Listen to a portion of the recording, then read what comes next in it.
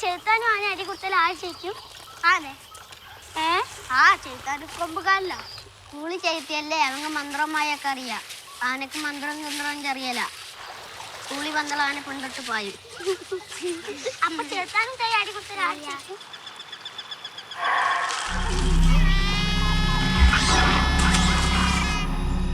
പാട്ടോടമേ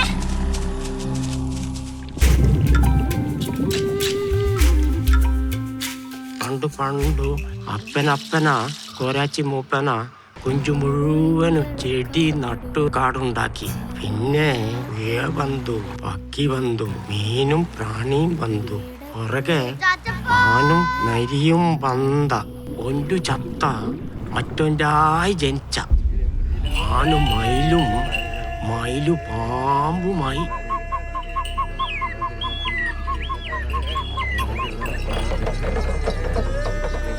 ഇവ അവസാന ചടങ്ങായി പോമോ ചാമ